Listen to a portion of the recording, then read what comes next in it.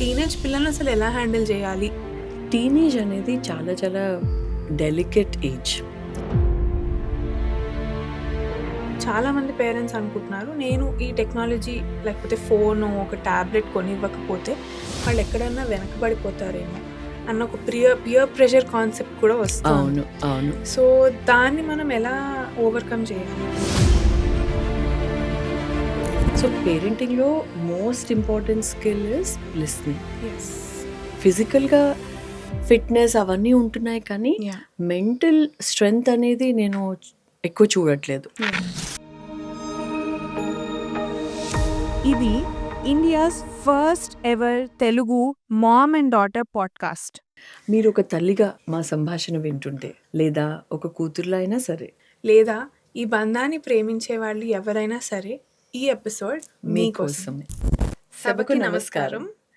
ఇవాల్టి మన ఎపిసోడ్ 2 సభా సీజన్ 1లో అండ్ టుడేస్ టాపిక్ ఇవాళ మాట్లాడుకునేది పేరెంటింగ్, అంటే పిల్లల్ని పెంచడం అప్పుడు ఇప్పుడు. పిల్లల్ని ప్రేమతో కాకుండా క్రమశిక్షణతో కూడా పెంచాలని, తర్వాత స్వేచ్ఛతోటే కాకుండా వాళ్ళకి ఒక నియమాలు చెప్పాలని ఈరోజు మనము మాట్లాడుకుందాం. రెడీయా? సో ఈ టాపిక్ మనం చర్చించుకోవాలి అనుకుంటే ఫస్ట్ నీ బాల్యం ఎలా ఉండేది, ఇప్పుడు ఎలా ఉంది అన్నది తెలుసుకుందాం, ఆ డిఫరెన్స్. Sure. సో నీ బాల్యం ఎలా ఉండేది, మీరు ఎలా పెరిగారు? నా బాల్యం వాజ్ ఆల్ ఫన్. ఎందుకంటే టీవీ చాలా లేట్గా వచ్చింది అప్పుడు, అండ్ మొబైల్ అసలు ఉండేదే కాదు. అందరూ ఇంటికి రావడము, ఫ్రెండ్స్ రావడము, కబుర్లు చెప్పుకోవడము, హోంవర్క్ కలిసి చేసుకోవడము, కలిసి తినడము, స్నాక్స్ అవి. తర్వాత అమ్మ పిలవగానే వెంటనే వెళ్ళాలి.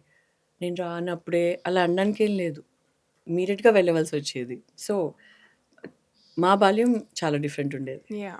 బట్ ఇప్పుడు బయట తీసుకెళ్తే పిల్లలు బోర్ అంటున్నారు. ప్రతి 5 నిమిషాల్లో ఏదో కొత్తది కావాలి. అవును, అవును. అప్పట్లో బోర్ అనే వర్డే మాకు యూజ్ చేయడానికి లేదు.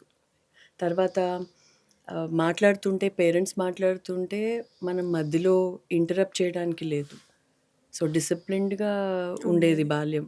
బట్ ఇప్పుడు పిల్లలు అన్ని క్వశ్చన్ బ్యాంక్ అయిపోయింది కదా. అవును, ఎందుకు, ఏమిటి, ఎలా అన్నది చాలా అడుగుతున్నారు. అవును. సో అది తప్ప లేకపోతే ఏంటి నీ వ్యూ? తప్పు కాదు, ఎందుకంటే ఈ రోజుల్లో పిల్లలు చాలా క్యూరియస్గా ఉంటున్నారు. వాళ్ళు క్వశ్చన్స్ అడిగితే మనం వినాలి, ఆన్సర్స్ తెలిస్తే చెప్పాలి, తెలీదు అంటే చెప్పి తెలీదు మళ్ళీ చెప్తామని చెప్పాలి. సో ఆ లిస్నింగ్ స్కిల్ అనేది చాలా ఇంపార్టెంట్. సో వింటూ ఉంటే వాళ్ళకి మనం టైం ఇచ్చినట్టు మాట. కరెక్ట్. సో విండమ్ and spending time yes, uh very important. మొన్న రీసెంట్గా కూడా ఎక్కడో చదివాను, మన మొబైల్ ఫోన్స్లోనే ఇలా ఉంటున్నప్పుడు అవును, వాళ్ళ అమ్మానో నాన్ననో పిలిచినప్పుడు మనం పలకకపోతే అవును, వాళ్ళు చాలా లోన్లీగా ఫీల్ అవుతారని చదివినప్పటి నుంచి అవును, నేను చాలా కాన్షియస్ అయిపోయాను. అండ్ ఓకే, నేను నా హస్బెండ్ చెప్తున్నాను, డోంట్ డూ దట్ అని. అవును, so I think that is చాలా చాలా ఇంపార్టెంట్. అవును. మొన్న కూడా ఇది చెప్తుంటే నువ్వు ఒక ఇన్సిడెంట్ గుర్తొచ్చింది. ఓకే, మొన్న రెస్టారెంట్కి వెళ్ళినప్పుడు న్యూ ఇయర్ రోజు. సో అక్కడ వాళ్ళ ఫ్యామిలీ ఉన్నారు, ఒక నలుగురు కూర్చుని తింటున్నారు అన్నమాట ఒక టేబుల్ మీద. వాళ్ళు తినేసారు, అయిపోయింది, ఫొటోస్ తీసుకుంటున్నారు పేరెంట్స్. నలుగురు ఫోన్లోనే ఉన్నారు. సో వాళ్ళు యాక్చువల్లీ కమ్యూనికేషన్ అనేది లేదు, చాలా తక్కువ అయిపోయింది. చాలా తక్కువ అయిపోయింది. సో మా బాల్యానికి ఇప్పటికీ చాలా డిఫరెన్స్ ఉంది. పేరెంటింగ్ అన్నావు కాబట్టి టాపిక్ ఇవాళ చాలా డిఫరెన్స్ ఉంది.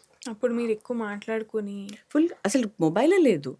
సో టీవీ కూడా ఉండేది కాదు కాబట్టి స్క్రీన్ టైం అనేది జీరో. వెళ్తే సినిమాలకి వెళ్ళేవాళ్ళం, అది కూడా కలిసి, రైట్? సో ఎక్కువ టైం స్పెండ్ చేసేవాళ్ళం ఒకళ్ళతోటి. ఇప్పుడు అదే చాలా మిస్ అవుతుంది. అండ్ నాకు తెలిసి అదే ఎసెన్స్. అవును, ఒక చైల్డ్ని పెంచాలంటే గివింగ్ దెమ్ టైం. అవును, అండ్ ఇంకోటి most important is I think the quality of time. అవును, అప్పుడు క్వాంటిటీ ఎక్కువ ఉండేది, అవును, బట్ ఇప్పుడు క్వాంటిటీ తగ్గుతోంది.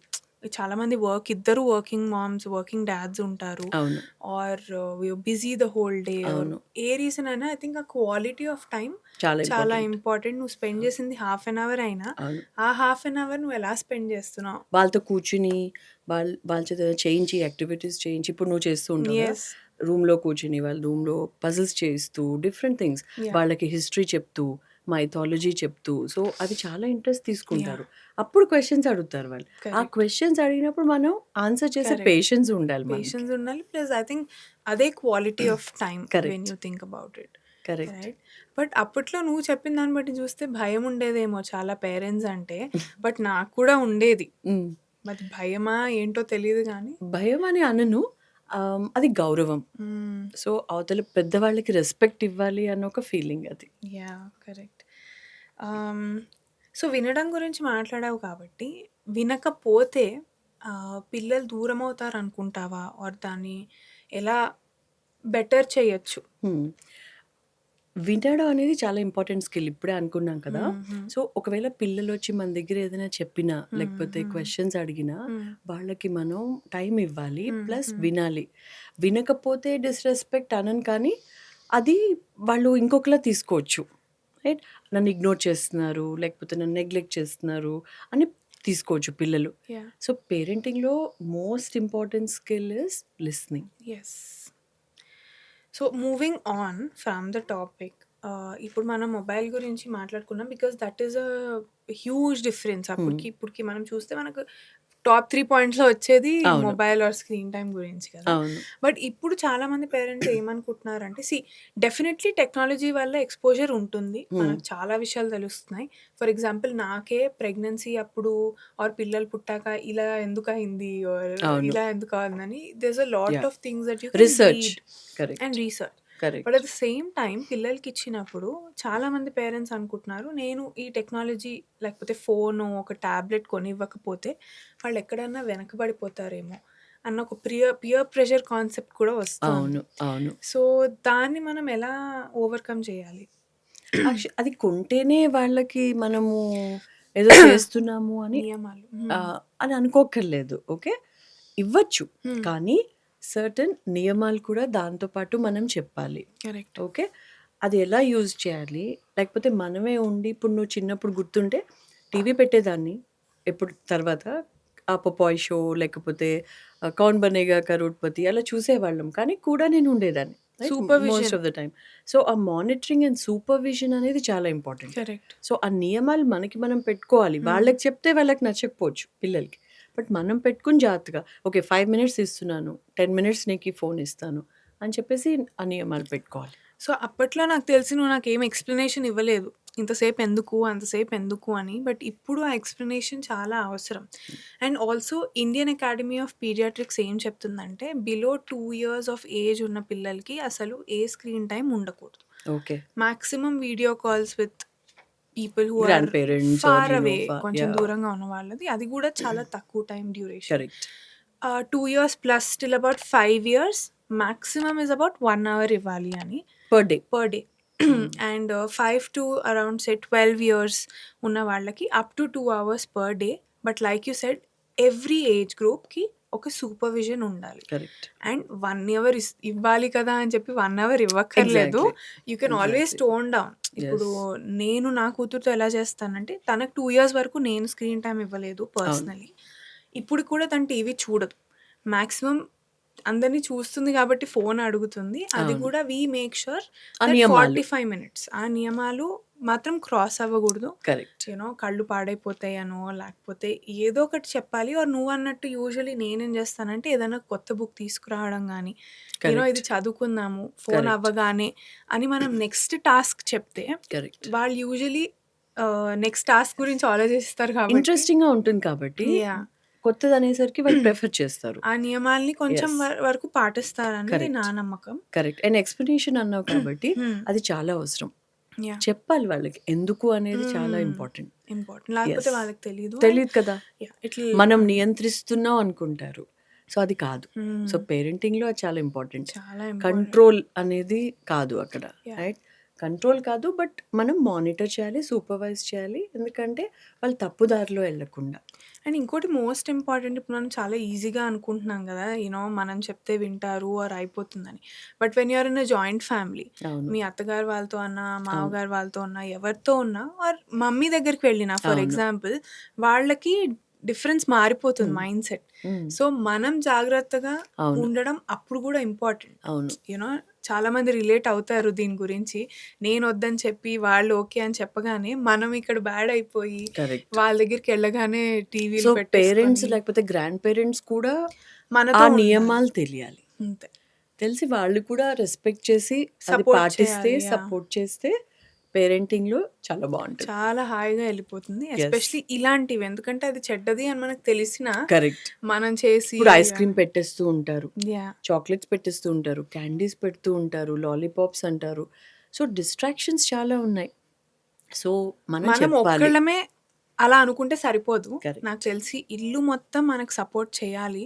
అప్పుడే పేరెంటింగ్ అన్నది అందరికీ హ్యాపీ. అవును. లేకపోతే పిల్లలు కూడా అదేంటి అమ్మొద్దంటుంది, మా కరెక్ట్. అమ్మమ్మ ఓకే అంటోంది కరెక్ట్. అని వాళ్ళకు అనుకోకూడదు. అవును. సో, అవును. I think that support and is couple very కూడా. ఇంపార్టెంట్. సో, ఆ కపుల్ కూడా యాస్ పేరెంట్స్ ఫాదర్, మదర్ కూడా ఒకటే వేవ్ లెంగ్త్‌లో ఉండి చాలా జాగ్రత్తగా చూసుకోవాలి.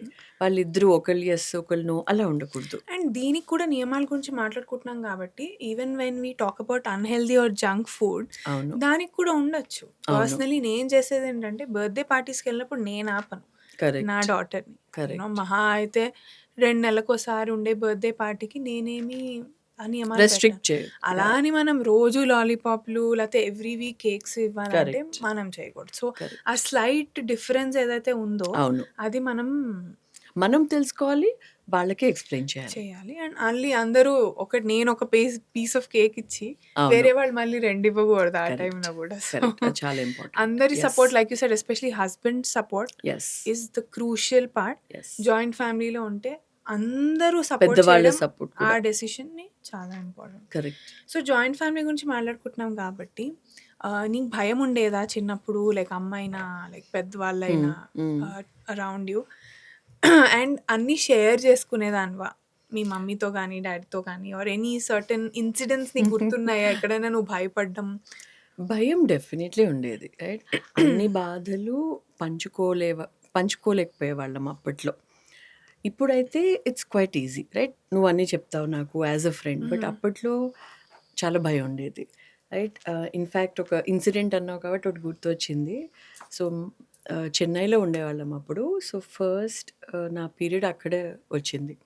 So, and I was scared. ఎందుకంటే నాకు ఆ ఇన్ఫర్మేషన్ లేదు, నాకు ఆ ఎడ్యుకేషన్ లేదు, నాకు ఆ నాలెడ్జ్ లేదు. సో, చాలా భయమేసేసింది. భయమేసి నేను స్కూల్లో చెప్పి స్కూల్లో ఉన్నాను అప్పుడు. స్పోర్ట్స్ డే మాట ఆ రోజు. సో, ఆ రోజు మా డ్యాడీకి నేను వెంటనే చెప్పాను. ఫోన్ చేయమని ఆఫీస్‌కి డ్యాడీకి చెప్పాను. సో, కొన్ని ఇట్ డిపెండ్స్. ఒకసారి అమ్మకి చెప్పుకుంటాం, ఒకసారి నాన్నకి చెప్పుకుంటాం. ఎవరికైనా పర్లేదు. కానీ అప్పట్లో కొంచెం ఇబ్బందనే అనిపించింది. ఇప్పుడు కూడా అంత ఇదిగా చెప్పలేను నేను. బట్ నా వరకు వచ్చేసరికి ఐ థింక్ అన్నీ షేర్ చేసుకున్నా అండ్ నా డాటర్ కూడా అలా చేయాలని కోరుకుంటున్నాను. కరెక్ట్. మనం బట్ అంటే ఆ యాహ్! ఫ్రీడమ్ ఇవ్వాలి.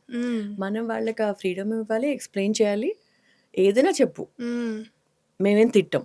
రైట్? చాలామంది అరుస్తారు, లేకపోతే తిడతారు. ఆ భయం ఉండి చెప్పం గదా! అది ఉండకూడదు. వాళ్ళొచ్చి చెప్పాలి. మనం పేషెంట్‌గా వినాలి. కరెక్ట్. దానివల్ల మనకు కూడా చెప్పాలి అన్న ఫీలింగ్ వస్తుంది. But absolutely. ఈ అబ్సల్యూట్‌లీ. జనరేషన్ నాకు తెలిసి అన్నీ చెప్పుకుంటున్నారు. మనమనే అవును. కాదు. అవును. మోస్ట్‌లీ నేను చూసిన వాళ్ళలో అన్నీ చెప్పుకుంటున్నారు. ఎందుకంటే అమ్మలు అర్థం చేసుకోవాలి కరెక్ట్. అన్న థాట్‌తో కరెక్ట్. వాళ్ళు డెఫినిట్‌గా చెప్పాలనుకుంటున్నారు. అవును. బట్ చెప్పలేని వాళ్ళు కూడా చెప్పడానికి ట్రై చేయండి. డెఫినిట్‌గా పేరెంట్స్ అర్థం చేసుకుంటారు. పిల్లలు కూడా ఎళ్లి చెప్పండి. మీ అమ్మలకి లేకపోతే నాన్నలకి please go and share. Yeah! So, ఇప్పుడు జనరేషన్స్ కంపేర్ చేస్తున్నాం కాబట్టి అప్పట్లో మంచి క్వాలిటీస్ ఏంటి మీ జనరేషన్‌లో? ఇప్పుడేంటి? అలా అని అప్పుడు లేని క్వాలిటీస్ ఏంటి? ఇప్పుడున్న క్వాలిటీస్ ఏంటి అన్నది కూడా మాట్లాడుకుందాం. క్వాలిటీస్ అనేది మారొచ్చు. రైట్? ఆ పద్ధతి మారొచ్చు. కానీ ప్రేమ అనేది ఫస్ట్ థింగ్. యాహ్! రైట్? పేరెంటింగ్‌లో ప్రేమ అనేది తప్పకుండా ఉంటుంది. రైట్? మనం వినకపోయినా, విన్నా కూడా డెఫినెట్‌లీ ఆ ప్రేమ అనేది ఉంటుంది. కరెక్ట్. సో, ఫస్ట్ క్వాలిటీ అది మాత్రం చేంజ్ అవ్వదు. రైట్? సెకండ్‌ది చెప్పినట్టు ఆ ఫ్రీడమ్ ఆఫ్ ఎక్స్‌ప్రెషన్. వాళ్ళెళ్లి చెప్పగలగాలి, ఎక్స్‌ప్రెస్ చేయగలగాలి. వాళ్ళ భావం చెప్పాలి.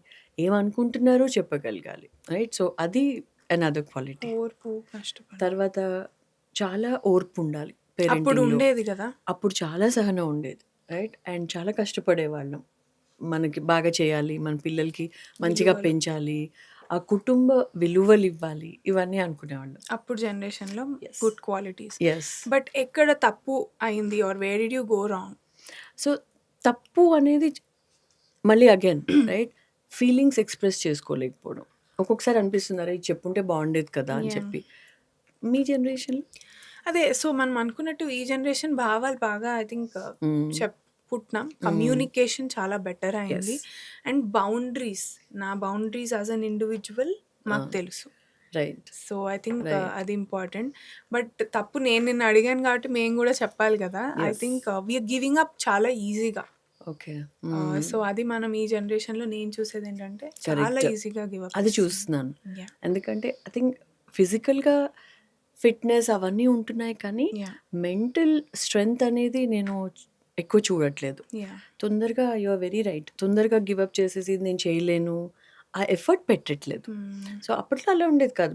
మాకేం లేకపోయినా, రిసోర్సెస్ లేకపోయినా కూడా we never give up, right? కష్టపడేవాళ్ళం, ఇది సాధించాలి, ఇది చేయాలి, ఎంత స్ట్రెంగ్త్ తెచ్చుకునేవాళ్ళం మెంటల్గా. So I think you very right. Yes. But నువ్వు అన్నట్టు లాస్ట్కి వచ్చేసరికి దట్ ప్రేమ కాన్సెప్ట్ ఏదైతే ఉందో అదైతే మారలేదు. కరెక్ట్. అండ్ మీ పేరెంట్స్ కూడా పర్ఫెక్ట్ కాకపోవచ్చు, బట్ వాళ్ళ ప్రేమ నిజం. అండ్ ఎఫర్ట్, ఇప్పుడు నేను మదర్ కాబట్టి చెప్పగలుగుతున్నా, దట్ ఎఫర్ట్ మనం పెట్టేది మాత్రం 100% ట్రూ. కరెక్ట్. కరెక్ట్. సో అమ్మ, కొన్ని ర్యాపిడ్ ఫైర్ క్వశ్చన్స్ లాంటివి అడుగుతాను అబౌట్ పేరెంటింగ్. ఓకే. సో మంచి పేరెంటింగ్ అంటే పిల్లల్ని కంట్రోల్ చేయడమా, లేకపోతే ఏంటి అన్నది మీరు చెప్తారు, ఏమంటారు? కరెక్ట్. సో పిల్లలు పేరెంటింగ్లో చాలా ఇంపార్టెంట్ థింగ్ అంటే కంట్రోల్ చేయకూడదు. వాళ్ళని స్వేచ్ఛగా వదిలేయాలి. ఇండిపెండెంట్గా ఆలోచించే విధానంలో మనం వాళ్ళని గైడ్ చేయాలి. ఒక డైరెక్షన్ చూపించాలి తప్ప కంట్రోల్ అనేది చేయకూడదు. అండ్ వినాలి, అది మాత్రం చాలా చాలా ఇంపార్టెంట్. తప్పులు వాళ్ళకి టైం ఇవ్వండి. తప్పులు చేస్తే కనుక వాళ్ళు భయపడకుండా వచ్చి చెప్పగలగాలి, యా సారీ అమ్మా, లేకపోతే సారీ నాన్న, ఈ తప్పు చేశాను, మళ్ళీ రిపీట్ చేయను, అలా గైడ్ చేయాలి. అండ్ ఈ తప్పు చేసావు కాబట్టి what can be done better కదా, అది కూడా చెప్పచ్చు. ఎగ్జాక్ట్లీ, అందుకే గైడ్ చేయాలి. యా ఇది చేసావు కదా, no problem, okay let's fix this problem అని చెప్పేసి ఎలా ఫిక్స్ చేయాలి అని చెప్పాలి వాళ్ళకి. కరెక్ట్.